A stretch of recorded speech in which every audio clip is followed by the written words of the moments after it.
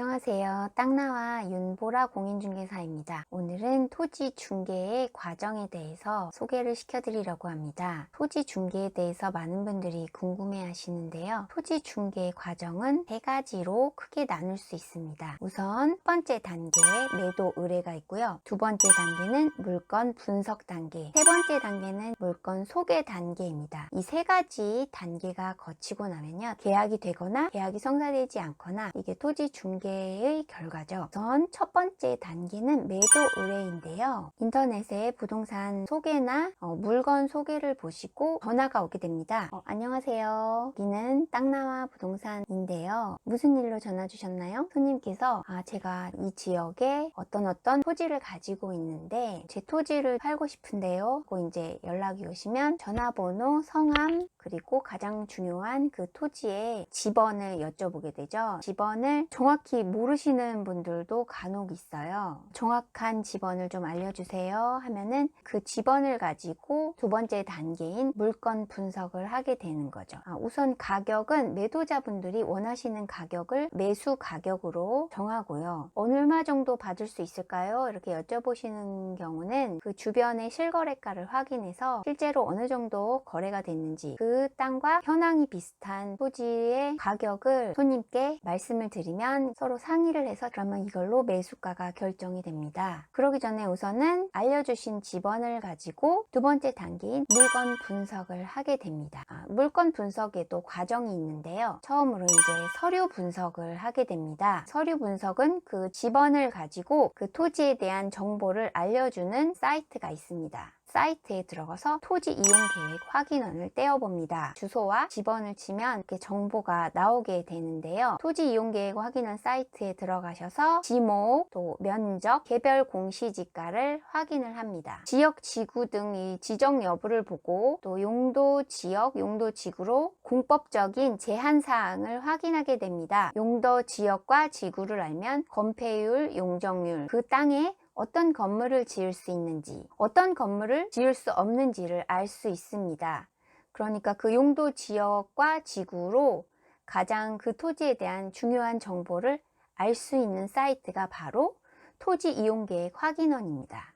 하나 더, 디스코라는 앱에서 그 토지의 지도를 확인을 할 수 있습니다. 그 토지가 지금 매물의 위치가 개발지에서 어느 정도의 위치에 있는지, 또 매물의 도로는 잘 붙어 있는지도 확인할 수가 있고요. 그 또 도로가 사도인지 국도인지, 사도인 경우는 도로 사용 승낙을 받아야 하거나 사도가 토지 주분의 것이라면은 문제가 없는데 다른 사람의 도로라면 문제가 생길 수가 있습니다. 이런 것들을 잘 확인을 해 보셔야 합니다. 근처에 최근에 지어진 건물이 있는지 잘 보시고요. 최근에 건물이 지어져 있다면 긍정적인 상황입니다. 또 주변에 우사나 묘지 같은 혐오 시설이 없는지도 볼 수가 있고요. 위성 사진을 클릭하면 토지의 실제 모습을 보실 수가 있습니다. 그래서 이 토지 이용 계획원과 디스코라는 두 사이트로 미리 사전에 그 토지에 대한 분석을 하시고요. 또 만약에 이 땅이 임야라고 한다면 산림정보 사이트에 들어가셔서 이 산에 어떤 나무가 심어져 있는지, 경사도는 어떤지, 제가 있는 화성은 경사도가 15도가 넘어가면 개발 허가가 나지 않습니다. 이 토지가 중개에도 좋은 토지라고 한다면 등기부 등본도 미리 떼어보시고 권리관계도 한번 살펴보시고요. 개발이 가능한지, 개발이 불가능한지 부동산에서 잘 이용하시는 토목사무실에 의뢰를 해봐야 합니다. 이렇게 서류로 분석을 하는 과정이 있고, 그 다음에는 임장을 해야 하는데요. 서류로는 모르는 상황을 임장을 해서 발견할 수 있는 경우가 있습니다. 혐오 시설이 있다거나 경사가 매우 높거나 배수로가 없을 수도 있고요. 아니면 또 땅이 매우 꺼져 있거나 이런 문제가 있을 수 있기 때문에 직접 가서 확인을 하는 과정이 꼭 필요합니다. 또 임장을 하실 때 주의해야 할 점은 손님을 모시고 같이 임장을 다시 한번 해야 되기 때문에 갈 때 올 때 편한 길을 찾아보셔야 됩니다. 가실 때 오실 때 서로 이렇게 얘기할 거리도 생각해보고 길을 미리 한번 가실 때 이렇게 가면 더 쉽게 갈 수 있는 길, 편한 길을 꼭 찾아보시는 게 좋겠습니다. 이제 세 번째는 소개 단계가 있는데요. 이제 매수 손님의 전화와 방문이 있으면 이제 해당 토지를 소개하게 됩니다. 소개할 때 먼저 그 해당 토지에 대한 것보다는 전체적인 개발 지역에 대한 브리핑을 먼저 하게 됩니다. 어디 도로가 넓어지고 있고 철도가 들어오고 있고 산업단지가 언제부터 분양을 한다, 어디에 역이 들어온다, 시기가 어떤지 이런 전체적인 상황을 먼저 브리핑을 하고요. 그 다음에는 이제 해당 토지에 대해서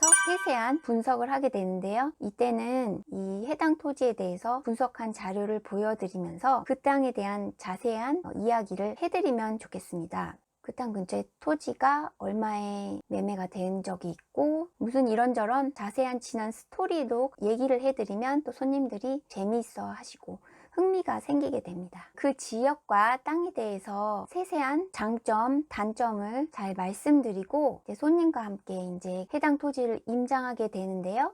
미리 임장했을 때 알아둔 편한 길로 잘 모시고 가면 이미 미리 임장을 해봤기 때문에 또 편안하게 또 자세하게 자신있게 소개를 해드릴 수가 있겠죠. 이제 첫 번째, 두 번째, 세 번째 단계로 이제 토지 중개를 다 마치면 성사되든지 계약이 성사가 안 될 수도 있고 이렇게 두 가지 결과가 생기는데요. 땅나와가 지금 근무하고 있는 부동산은 이렇게 철저하게 고객님께 소개시켜드리기 좋은 수익이 날 수 있는 돈이 되는 땅을 소개시켜드리기 위해서 좋은 땅을 찾고 있고요. 또 미리 분석을 제대로 해서 소개를 시켜드리고 있습니다. 앞으로 토지를 중개를 하실 때는 이런 과정을 걸쳐서 제대로 확실하게 물건을 분석을 해서 소개를 시켜야 한다는 말씀을 꼭 드리고 싶고요. 그러려면 물건을 볼 줄 아는 눈을 키워야 되고 서류를 분석할 줄 알고 여러 가지 땅을 보면서 경험을 많이 쌓아야겠죠. 그러면 좋은 토지를 중개하는 공인중개사가 될 수 있을 겁니다. 토지에 대해서는 공부가 끝이 없는 것 같아요. 여러 가지를 배우고 있는데 건축도 알아야 되고 또 토목, 설계, 산지법, 농지법 계속 공부해야 할 것들이 나오는데요. 이런 것들을 계속 공부를 하고 여러 가지 경험을 쌓으면 더 토지 중개를 잘할 수 있을 것 같습니다. 가장 중요한 거는 진실된 마음이라고 생각해요. 이런 토지 중개 과정에 대해서 알려드렸습니다. 저는 땅나와였고요. 구독과 좋아요 부탁드립니다. 바이바이.